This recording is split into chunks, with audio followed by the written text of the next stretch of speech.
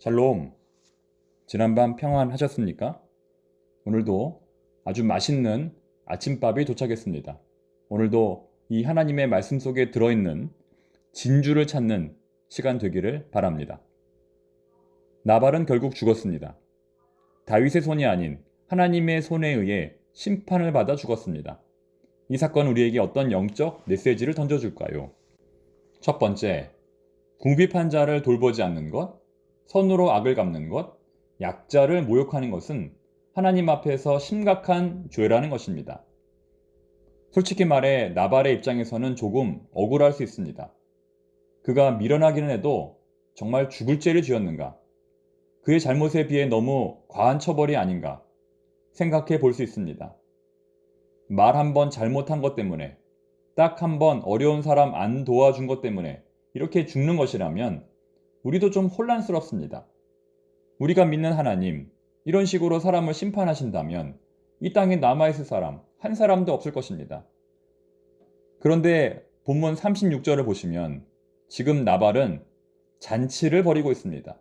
그런데 그 수준이 보통이 아닙니다. 자, 뭐라고 되어 있냐면 아비가일이 나발에게로 돌아오니 그가 왕의 잔치와 같은 잔치를 그의 집에 배설하고, 자, 왕의 잔치와 같은 잔치. 그가 벌인 잔치는 왕의 잔치와 같은 수준이었습니다. 다시 말해 아비가일이 목숨을 걸고 집안을 살려낼 때 나발은 왕 같은 잔치를 벌이며 술에 취해 있었던 것입니다. 다윗에게 양식을 주는 것은 그렇게 아까워하던 사람이 자신을 위해서는 탐욕스러운 잔치를 연 것입니다. 따라서 오늘 하나님이 나발을 심판하신 이유는 그가 딱 한 번 다윗을 박대하였기 때문이 아닙니다. 그는 그동안 이렇게 살아온 것입니다. 가난한 자들을 전혀 돌보지 않고 스스로 모든 것을 취하며 탐욕스럽게 살아온 것입니다. 하나님은 그것을 심판하신 것입니다. 두 번째, 나발의 사건이 우리에게 주는 교훈은 무엇일까요? 원수 갚는 것은 결국 누구의 손에 있다? 하나님의 손에 있다는 것입니다. 그는 나발의 사건을 통하여 자신이 손가락 하나 까딱하지 않고도 하나님께서 그의 원수를 심판하시는 것을 목격했습니다. 다윗은 아마도 얼마 전 사울을 살려준 뒤에 후회했을 수도 있습니다. 그때는 선한 마음으로 용서하고 살려주었지만 뒤를 돌아보니 후회했을 수도 있습니다. 그래서 다음에 기회가 오면 그때는 반드시 사울을 죽이리라 마음 먹었을 수도 있습니다. 그런데 오늘 하나님께서 다윗으로 하여금 이 나발의 사건을 통하여 원수 갚는 것은 하나님의 손에 있음을 한 번 더 깨닫게 하신 것입니다. 그래서 다윗은 이 사건으로 말미암아 사울을 용서할 수 있는 능력을 갖게 되었습니다. 자, 세 번째, 나발의 사건이 우리에게 주는 교훈은 무엇일까요? 다윗과 아비가일과의 결혼입니다. 아비가일은 이 결혼으로 다윗의 세 번째 부인이 되었습니다. 사무엘하 3장 3절에 의하면 다윗이 헤브론에서 왕이 된 후 아비가일은 길르압이라고 하는 아들을 낳습니다. 어제 내용에서 우리는 이 아비가일이라는 여성이 참 괜찮은 사람임을 발견했습니다. 그녀가 얼마나 지혜롭고 얼마나 겸손한 사람인지 정말 모든 사람들에게 인정받을 만한 인물입니다. 그녀로 말미암아 그곳에 존재하는 모든 사람들이 공존할 수 있었습니다. 정말 하나님이 기뻐하실 일입니다. 하지만 그녀의 입장에서 볼 때 이 결혼은 어땠을까요? 다윗의 프로포즈에 그녀가 진심으로 기뻐했을까요? 확실히 알 수는 없지만 이 결혼 그렇게 축하할 만한 일은 아니었을 것입니다. 그녀의 입장에서 볼 때. 왜냐하면 어찌되었든 남편이 갑작스럽게 죽었고 다윗에게는 자신 말고도 또 다른 아내가 2명이나 있었으며 다윗이 아직 왕이 된 것은 아닙니다. 왕이 되기까지 앞으로 넘어야 할 산들이 아주 많습니다. 당분간 다윗과 함께 방랑 생활하는 것은 고난이 분명합니다. 하지만 다윗은 이 아비가일과의 결혼으로 말미암아 많은 유익을 얻게 됩니다.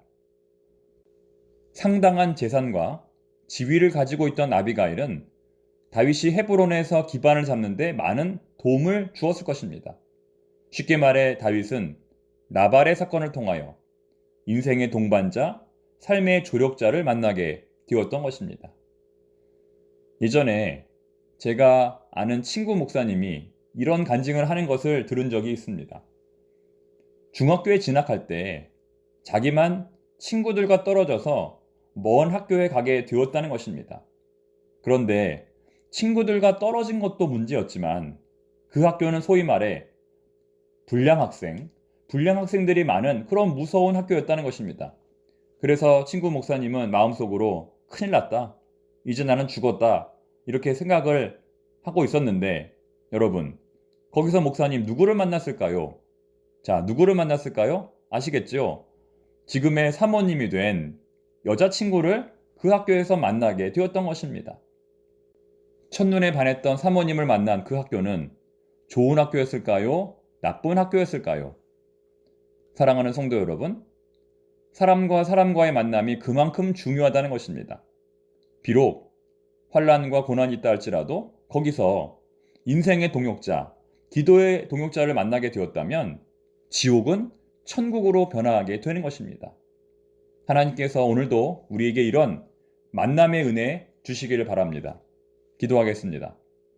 하나님 아버지, 나발의 사건은 다윗에게 별로 유익이 없었던 것 같았지만 이렇게 보니 참 많은 유익이 있었습니다. 하나님의 섭리에 대해서 깨달았고 또 인생의 동반자도 만났습니다.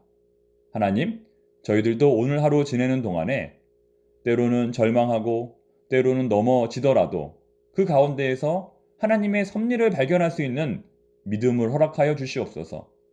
또 돕는 자들을 붙여주시옵소서. 또 돕는 자가 되게 하여 주시옵소서. 이 땅에서 힘들고 어렵게 살아가는 저희들 서로 돕고 서로 의지하며 하나님의 나라 공존을 이루어가는 복된 삶이 되게 하여 주시옵소서. 예수님의 이름으로 기도드립니다. 아멘.